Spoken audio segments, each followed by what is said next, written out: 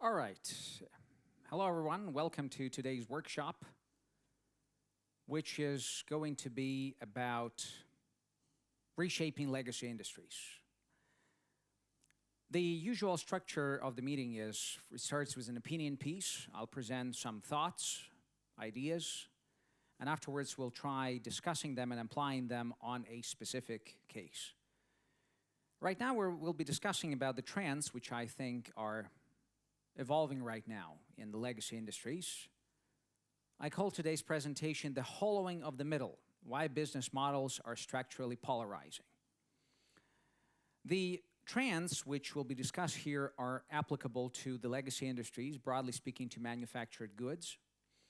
To a lesser extent, they're applicable in the service industry, even though some of the services are clearly undergoing the same transformation, others less so. We'll talk about that a little. And we'll try applying the conclusions and the ideas, if you agree with them. That's subject to discussion, of course. We'll be open to discussion. How they may be applied when deciding in which direction a legacy business needs to move going forward. When we're talking about the business models, what do I mean here? What's meant in business model within the scope of this opinion piece? First of all, any business can make money by either shifting a large number of units of something, a product or a service, at a low profit margin, or by shifting a smaller number of units at a high profit margin. That is, you can either sell one unit of something at $200 profit margin, make it $200 profit, or 20 units at $10 margin for the same amount of profit. Now, of course, it would be perfect if a business was able to combine a large number of units and a high profit margin, so high profitability and large market. But in most legacy businesses, it is not feasible. It is not possible. You are either catering to the premium market where you are selling a relatively small number of units to a relatively small market at a high price, commanding a high profit margin, or you are selling a large number of units to a much larger mass market, to a large demographic. But then in order to achieve that, you have to lower the prices.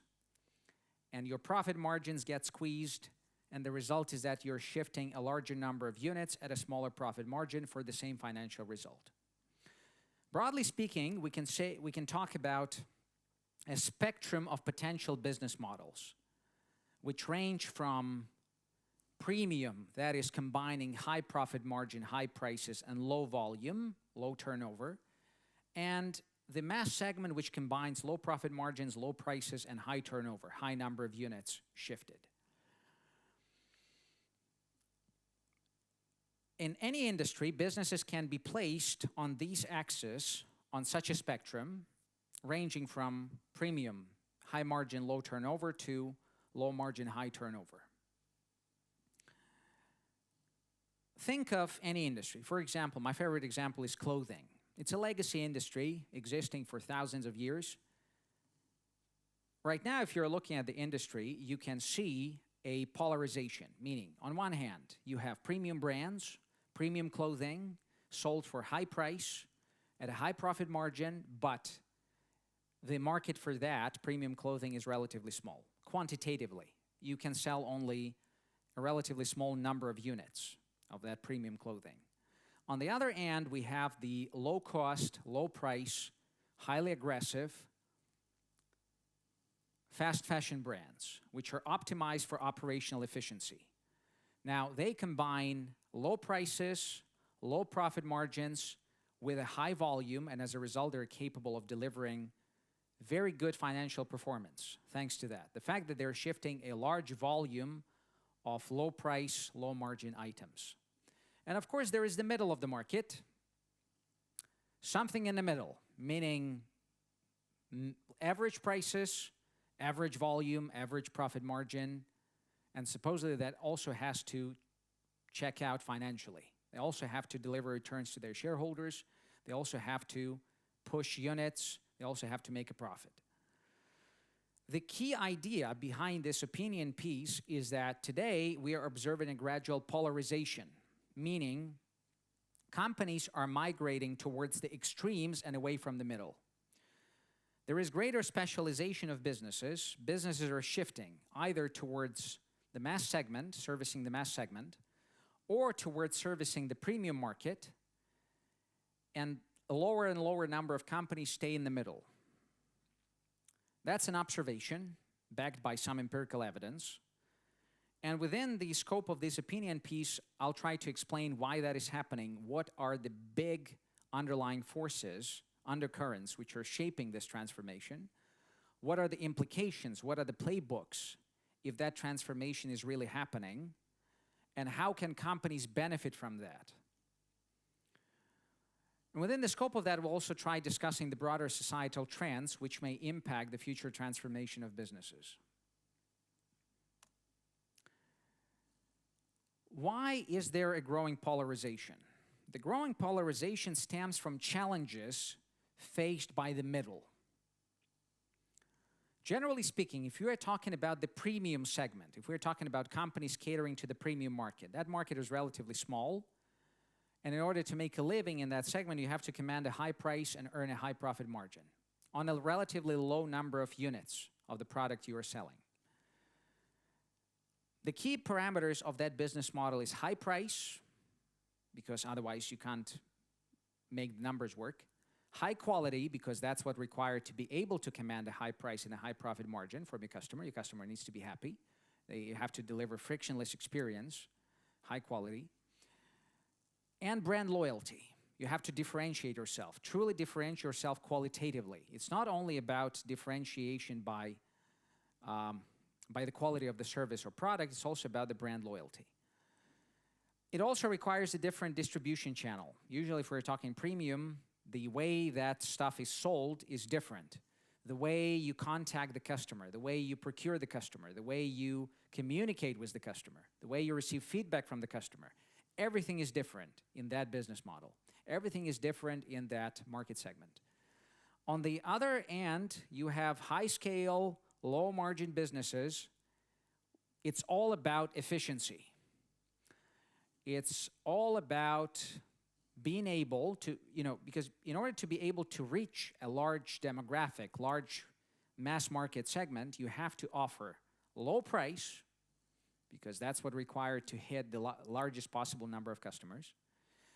In order to be able to offer a low price, you have to be very competitive on the costs. That's why it's all about optimization, operational efficiency, cutting the costs ruthlessly, and maximizing throughput, maximizing scale, maximizing volume. Brand is insignificant. You're not aiming for differentiation, you're aiming for scale. You're aiming for being able to service the largest possible number of customers and shift the largest possible volume of the product you're offering. Of course, that goes through different distribution channels. The marketing is different, the distribution is different, logistics is different. Everything is different. It's a completely different DNA of the organization. Completely different org structure, completely different priorities, completely different operational playbook. Different. The middle is ambiguity, because it's not about being premium, because you can't reach that. It's not about maximizing scale, because you're not aiming for that maximum scale. You're in the middle, and being in the middle is always ambiguous, because you're struggling between priorities. You're struggling between moving towards premium and differentiation and moving towards efficiency and scale. So you cannot push towards maximum differentiation, maximum premiumization on one hand. You cannot push towards scale and efficiency on the other hand. You're stuck in the middle, and that's problematic, because you have to make a number of choices, and those are ambiguous. Do you go for higher price or a lower price? If you go for higher price, you may be losing customers to the mass segment company, which can offer cheaper prices. If you're going towards higher differentiation, that means higher costs, higher investments. That depresses your financial results. And you are still not able to compete with the premium brands, with the premium quality. So everything in the middle is always ambiguous. All the parameters of the business model, all the decisions, they're always ambiguous if you're in the middle because you don't know what should be your priority. Priorities are simple if you operate at the extreme. Priorities are ambiguous if you're in the middle. That's a key conundrum. That's the key problem. If you're in the middle, it's ambiguous. The question is, what do you do with that? And what are the underlying trends? Historically, if we're talking about market structures, historically the middle dominated. Historically, it's dominated. It's the heritage of the craftsmanship system. Historically, goods were produced by craftsmen. Craftsmen are inefficient because, it's labor intensive. And because of that, most goods were in the middle, somewhere in the middle. Cheapest goods could not be mass-produced because of the shortage of craftsmen, and low price was usually associated with low quality, shabby quality. Premium always existed, and that was a very specific market segment, very specific playbook, but most people were serviced by the middle. Now today that has changed. It changed primarily because of the technological shift. Some things have fundamentally changed in the structure of the markets, which now favor the extremes. Number one is, historically speaking, the middle was thriving because it offered good value for money. Today, the low-end mass segment operating at the extreme and targeting maximal operational efficiency offers good enough value for money. So it's no longer the worst in terms of quality. It's the most efficient. That's the difference. Historically, the cheapest item on the menu was the lowest quality. Today, the cheapest item on the menu is the one which is produced most efficiently. And it's most efficient because it's benefiting from the technological change. That's a fundamental shift. So technological diffusion and technological innovation means that today, low price is the result of technology optimization, automation, and not the side effect of low quality. So that's one important change. The second important change is information asymmetry. Historically, it was very difficult to assess whether something was of good enough quality. Information asymmetry. There were no customer reviews, no reviews by independent reviewers and influencers, stuff like that. And today, it's all present. So today, information asymmetry is much lower, and customers are able to assess the quality of the good before buying it. Now, that means that the product which is efficiently produced at a low price benefits from good publicity and low information asymmetry. It's also very easy for customers to assess the value for money. The information asymmetry is about being able to discern what's good value for money and what's not. And that means if you're able to provide sufficiently good value for money at a low price, you're the winner of the game. These are the big shifts. They cause the gradual polarization of business models, and they cause the migration towards the extremes of the spectrum of business models. Migration towards premium and migration towards high-scale, commoditized business model.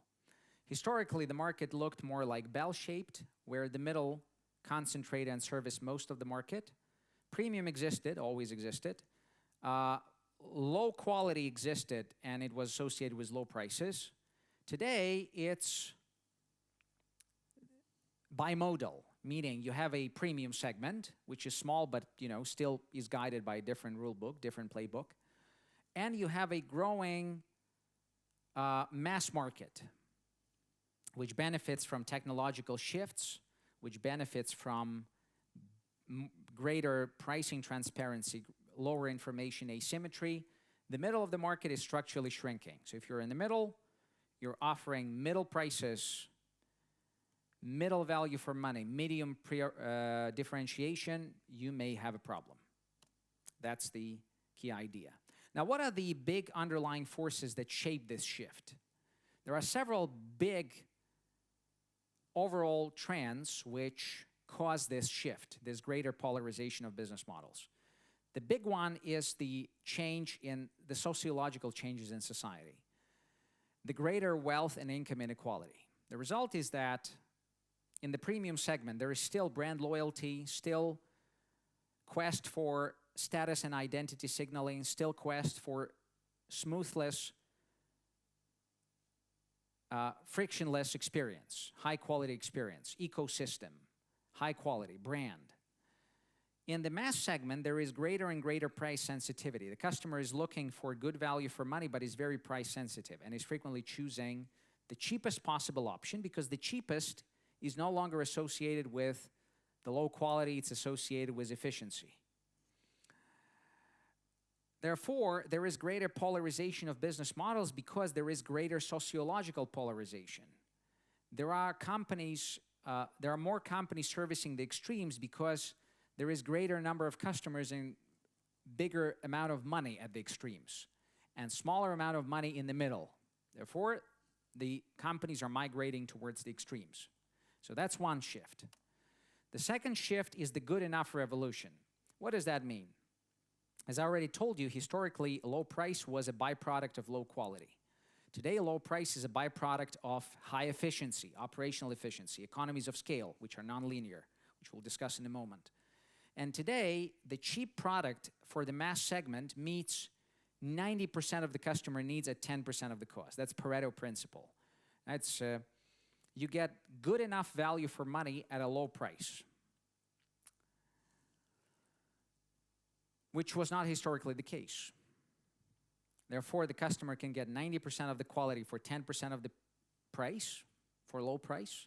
And if a company wants to go the extra mile to deliver the extra 10% of the customer experience in the form of the ecosystem and brand loyalty, reputation, feeling good, they will have to make a 90% of extra investment to just migrate towards the premium business segment, to be able to cater to the premium segment of the market. Whether that's feasible, that's a different question. But the point is, there is polarization because the mass segment is good enough. The middle cannot differentiate sufficiently because if you're in the middle, you're delivering 92% of the value for 50% of the cost. Therefore, it may not check out financially. The customer may say, well, 90% is enough for me. You have to really struggle, you have to really fight for the extra, and to deliver the extra 3%, you would have to increase the price from the 10% baseline to, let's say, 50% of the baseline. The premium will charge, of course, 100% of the price for 100% of the experience. The mass segment will charge 10% of the price for 90% of the experience and the quality. The middle will charge 50-60% of the price for 92% of the experience. That's exactly what we're talking about here. It's a non-linear phenomenon, and therefore the middle is struggling. Technology favors scale. Once again, low price is no longer an indicator of low quality, it's an indicator of high efficiency. Technology, long run, favors commotitization. It favors scale. It's a winner takes it all game. If you are a low-cost producer, you have the pricing power, you can service the mass market, you can outcompete the middle. You can outcompete the middle because the returns to scale are nonlinear. Thanks to automation, digitization, robotics, autonomous systems, and it's going to increase. The returns to scale are increasingly nonlinear, they're increasingly exponential, and they favor scale. Premium will still be there. Maybe premium will not be able to benefit from the advantage of the economies of scale to that great extent, but the mass market is definitely going to be shaped by the nonlinear returns to scale. Therefore, another big thing is that strategically, it's much easier to know which segment of the market you are servicing with what business model because that sets your priorities straight. It gives you a clear indication of what your priorities should be and what you should be doing next. If you're servicing a premium segment of the market, you know what your priorities are. It's brand loyalty, it's retaining customer loyalty, it's being able to provide the best value for the customer. What does it mean? You invest in the brand, you cannot be stingy with the costs, you cannot optimize ruthlessly, because you always remember that in order to, you have to provide the best experience to your customer, and that's not always efficient. It's not about efficiency, it's about the customer experience. And customer experience may be costly to provide, but that's why you're able to charge a high price. So it's not about efficiency, it's about optimizing for experience and the product quality, and thus building the brand. In contrast to that, the mass scale is all directed towards optimization. It's ruthless optimization of the costs. That's what your priorities are. Why? Because you want to win the race for the market share. You want to service the biggest possible number of customers, and to do that, you have to be competitive on price. And to be able to be competitive on price, you have to cut the costs ruthlessly. You have to automate, digitize, transform, restructure to achieve maximum efficiency, maximum scale, because returns to scale are nonlinear. That's your priority. Maximum ruthless efficiency optimization. Premium is about quality of customer experience. It's not always efficient, it's not always rational, it's about psychology, it's not efficient. That's the point. It's luxurious, it's splurging, it's frequently irrational, it's loaded with emotion, it's loaded with looking for excitement, happiness. Mass scale is about efficiency, and it's about rational optimization, ruthless, rational optimization. Now, once you know at what end your company is, your priorities become straight, your priorities become easy to track, and your decision-making becomes much more lucid and coherent. If you're in the middle, it's all ambiguous. It's all ambiguous. Because how much of irrationality can you afford? How much exuberance can you afford? How much should your decision-making be shaped by optimization logic, and how much should it be shaped by excitement, dream-seeking logic? Those are opposite ends. It's creativity versus rationality. It's economic calculation versus fantasy. And if it's ambiguous, the only way to make numbers check out and make your business model check out is by trial and error. Essentially, there are extremes where things are clear, and there is the middle where there is wandering. You're walking around, you're trying to find your place. It's ambiguous. You're looking for your place, and you may not necessarily find it. That's exactly the problem. Why many of the businesses there in the middle will struggle, why many of them will fail, while many of them will eventually decide that it's much easier and much more coherent to just migrate towards one end of the spectrum.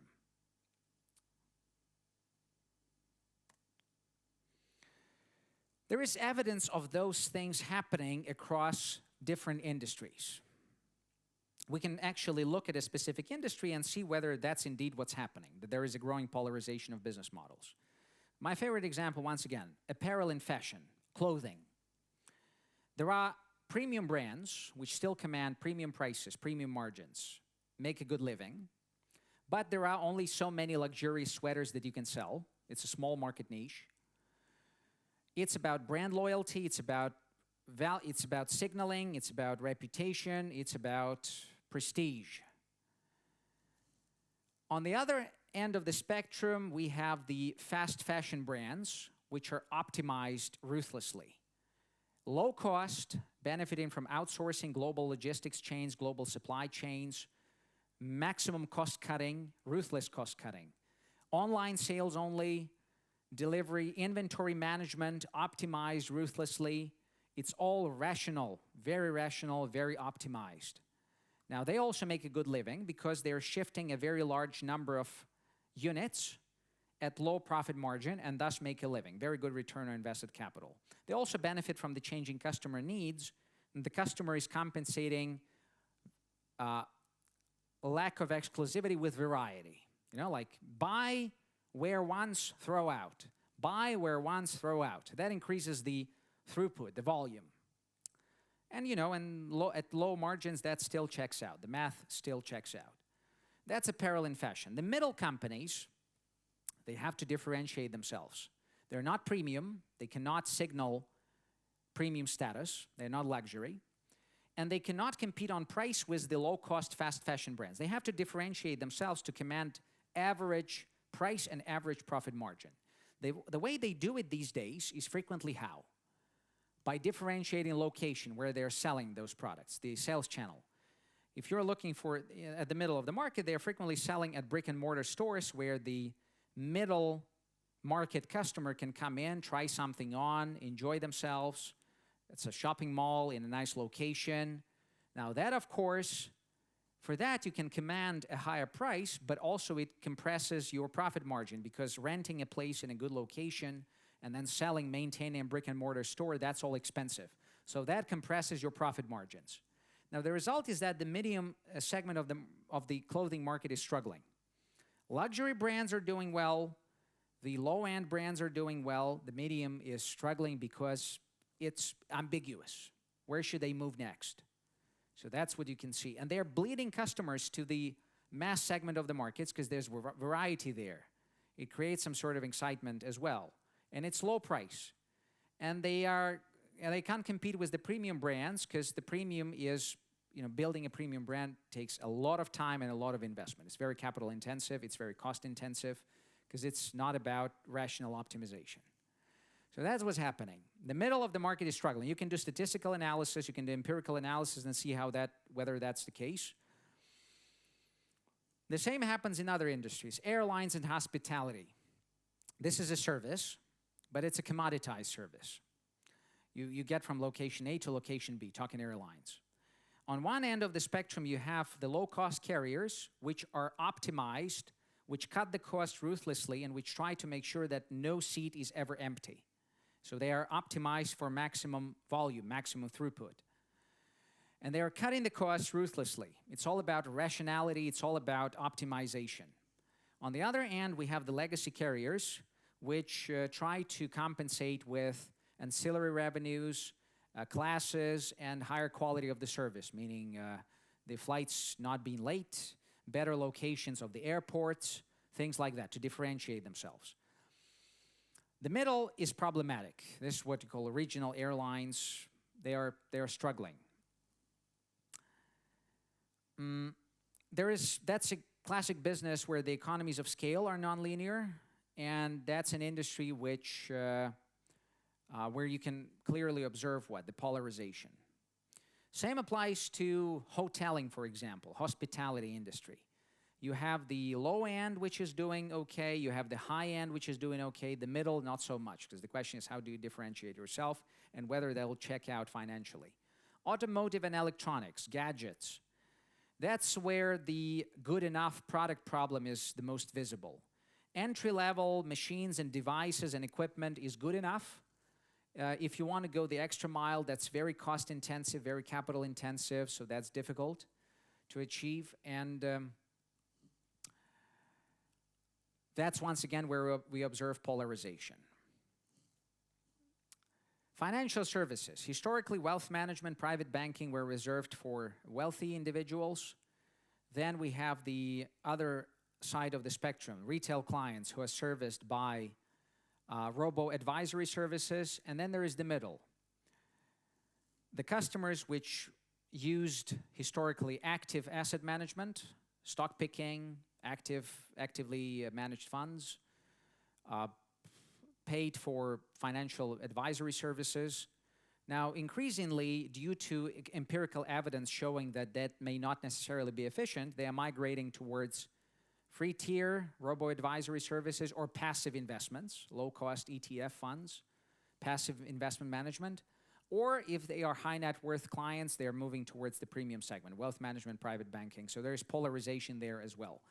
Across many different industries, you can pick an industry, analyze that, see whether that trend is indeed taking place, whether that's indeed what you can actually empirically observe, the polarization of business models. The argument is like this. Either Either you become a mass segment company, in which case your priority is maximum optimization, cost cutting, and being able to afford the lowest possible price and offering the sufficiently good quality of the good or services, or you become premium. The middle is in trouble. Why is the middle in trouble? Well, because there is insufficient scale to sufficiently reduce the costs and earn a better margin. The economies of scale are non-linear. The bigger you are, the costs are going down non-linearly. It's a winner takes it all. It's the struggle to minimize the costs. The biggest ones win. Insufficient differentiation. Once again, it's very difficult to differentiate yourself sufficiently. Once again, the idea is the premium company offers 100% of the quality for 100% of the price. The mass segment offers 90% of the quality for 10% of the price. The middle offers 92, 93% of the quality for 50, 60% of the price. And that has to check out. And frequently the customers will decide that they're okay with the mass segment product, or they want to go for premium and they will be able to overpay or pay, much higher price for the premium experience or premium quality. And they may not necessarily stick in the middle.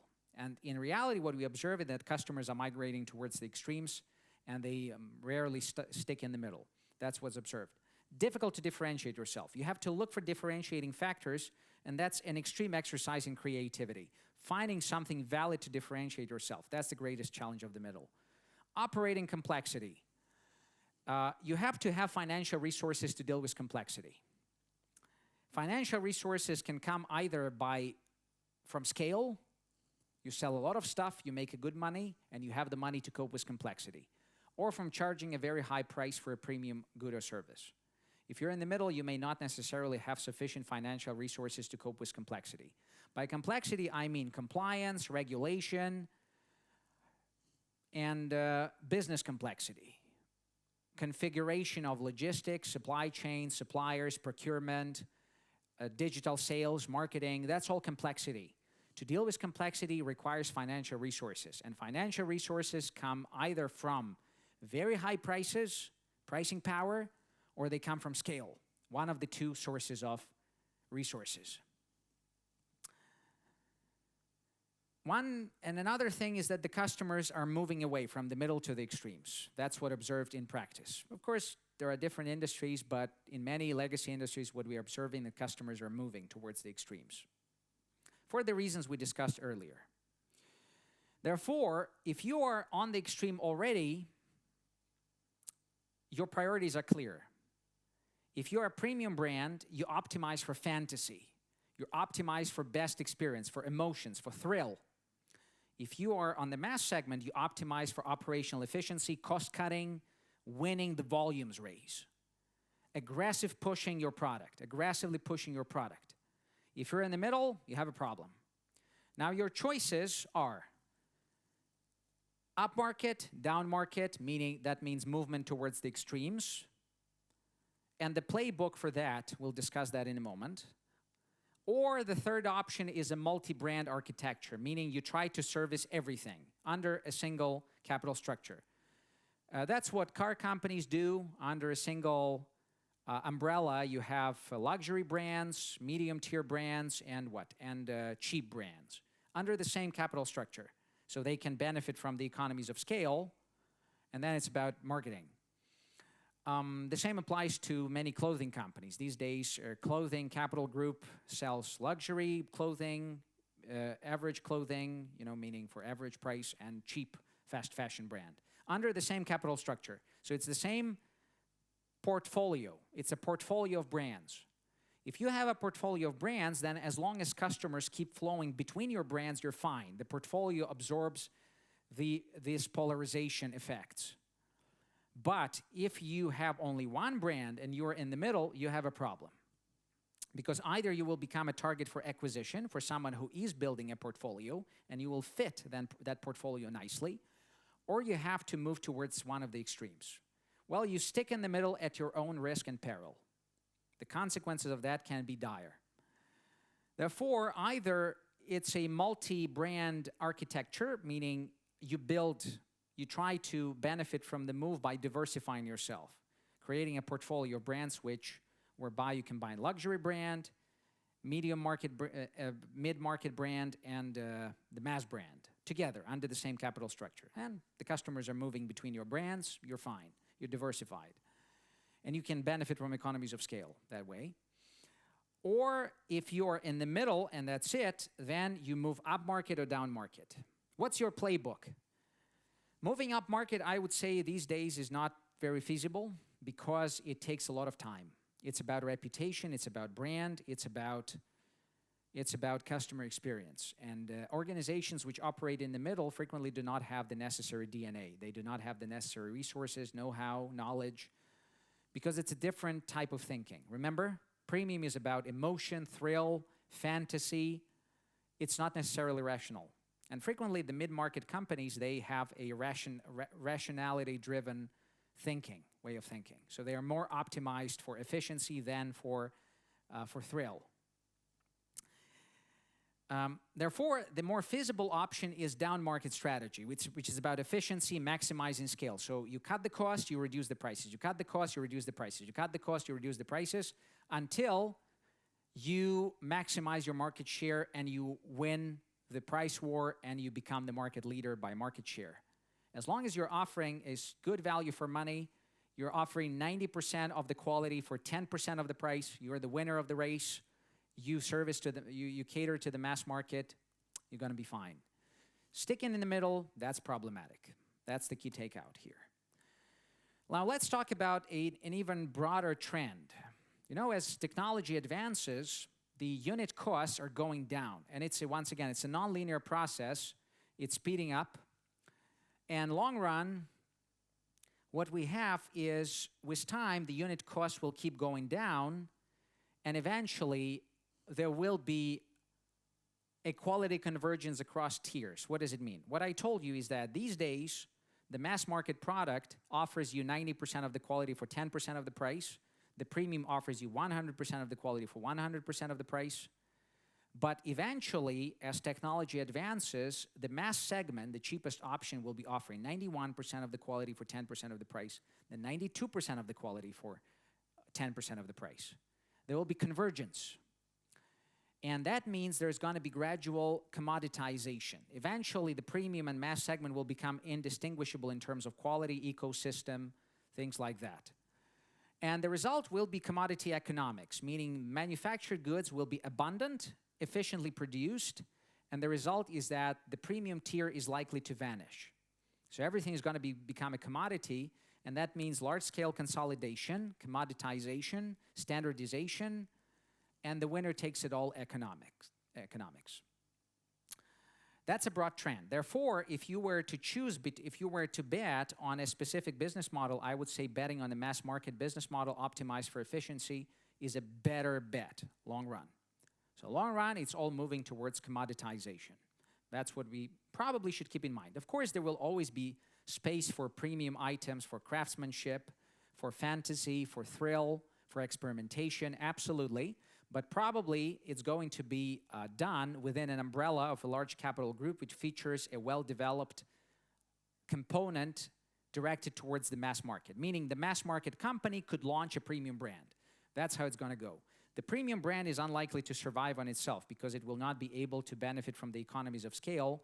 It will not be able to benefit from the technological advances to the sufficient extent. So probably consolidation and the premium brands existing within the scope of large capital groups, primarily catering to the mass market, because there will be probably not much other than the mass market. Commoditization. In the long run, everything becomes a commodity. That's a key takeout. Everything, if we're talking about manufacturing, goods, generally speaking, everything becomes a commodity. That's why right now what you're observing is large-scale consolidations, roll-ups in the legacy industries, and that trend is going to intensify. Now the question is, what implications that brings more, let's say, in the grand scheme of things? One is that businesses move towards the extremes of the business model spectrum. towards premium or mass market. That's one thing. And it reflects the sociological changes, it reflects the technological advance. And if you're in the middle, you better decide where you move next, which segment of the market, which extreme you move towards. Or whether you'll be taken over by someone who builds a portfolio where your middle segment product will fit nicely, because you may be a nice complement to their portfolio. More broadly speaking, long-run commoditization, reduction in the unit cost, reduction in the prices, and that causes a broad reshaping of the structure of the economy. The value added is shifting from the produced goods towards health and well-being. Broadly speaking, we say that the consumer signaling migrates away from visible material goods. Owning something is no longer a signal of status or your well-being, or because the goods are commoditized and the unit costs are going down. That means value added shifts towards other items which will be associated with consumer signaling. Health and well-being, that's a key priority. Services and experiences, and we're not talking about commoditized services like transportation. We're talking about unique services and experiences, unique services which are differentiated. Differentiation is more easy, is easier there. Material goods lose symbolism. Broadly speaking, that's the direction of the broader structure of the economy. Value added is moving towards these items and away from material goods, where costs are going down and commoditization is progressing. This is an opinion piece, of course. This may actually take place. You better take a specific industry and analyze it. Try to see whether this is indeed what's happening, whether these trends are indeed unfolding. And that's the end of this opinion piece. And we're moving towards the second part of today's meeting, where we'll try to think how this is applicable on a specific case study. We'll try to understand how we can apply these ideas to a specific case which is reshaping the strategy of a legacy company, manufacturing company. Therefore, the remainder of the meeting is structured as follows. First, there are questions and comments, and then the case study, the reshaping of the strategy of the manufacturing company. Thank you for your attention. I'm ready to take any questions or comments.